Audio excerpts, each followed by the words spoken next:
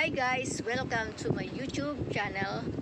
Ito guys, ang ituturo ko po sa inyo ay kung paano nga ba mag-withdraw dito sa Pupo. Yung mga first time mag-withdraw, mag-sahod dito sa Pupo na hindi pa alam kung paano mag-withdraw. So ito guys, ginawa ko to step by step. Kung sino po ang gustong maki-join sa aking Pupo apps, ito po ang aking Facebook. I-add nyo po ako dyan, i-PM nyo po ako dyan para turuan ko po kayo kung paano kumita dito sa Pupo apps. Ayan guys. Tara let's guys, ituturo ko na po sa inyo. Ito guys, punta po tayo sa ating Pupo apps. Ayan po guys, pag may lumabas pong ads, hintayin po natin yan hanggang matapos. Ayan, punta po tayo sa ating accounts dun sa dulong-dulo po. Ayan. May coins saka points. Yung points po ang ating pipindutin. Yan po kasi ang sasahurin natin. Ayan. Naka 100 plus na po ako guys. Eto guys, pag naka 100,000 points na po tayo, ayan, pwede na po tayong mag-withdraw. Ayan, pindutin lamang po natin yung withdraw now. Ito, nagiging ano siya guys, nagiging yung 100,000 points po natin, naging $10 po siya. Ayan. At dito po tayo mag-withdraw. Maraming choices po dito guys. Sa akin po guys, GCash po ang aking withdrawhan. Ito, may lumabas na ano, you have set a security password. Please set a security password. Ayan, humihingi siya ng ano, ng password. Kung saan niyo po siya ano, kung saan po siya connect yung ano, Pupo apps nyo, yun po ang ilalagay yung password. Halimbawa po sa Facebook nyo, kinonect, ayan, doon sa Facebook nyo yung password niya. Ayan. Ito po, ilalagay po natin yung ating password dito. Humingi siya ng password. Ayan, please set a password for security verification. Ayan guys. Ayan. Habang ano, nilalagyan natin ng password. Kasi iniisip ko pa yung password dyan guys. Ayan. Nailagay ko na po yung password. Ayan. Ayan. Okay na po yan. Successful na po siya.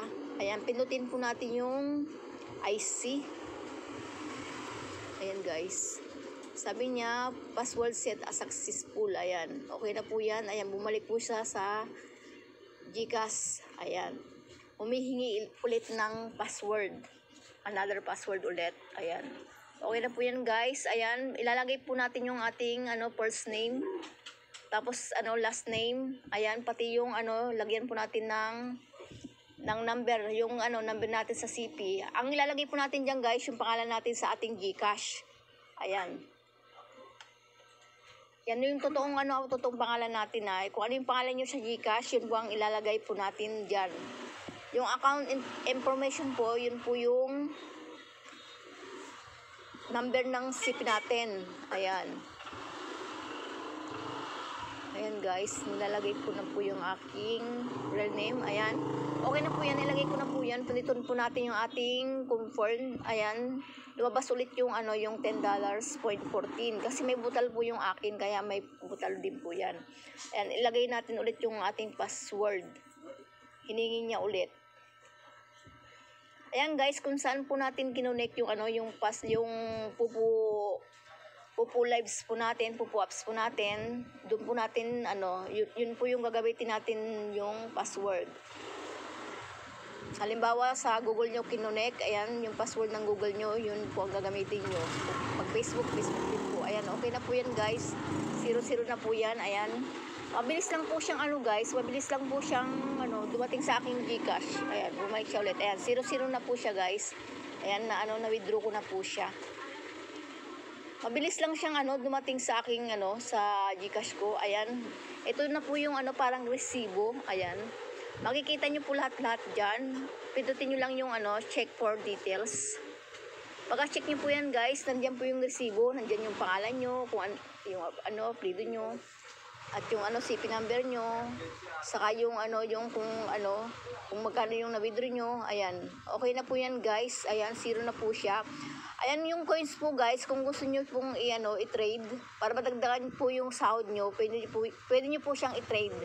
para matagdaw po yung sahod po natin. Pero ako guys, hindi ko pa po siya tinrade. Hindi ko siya pinalit muna kasi gawin ko muna siyang 3,000 para para maka-level 2 ako.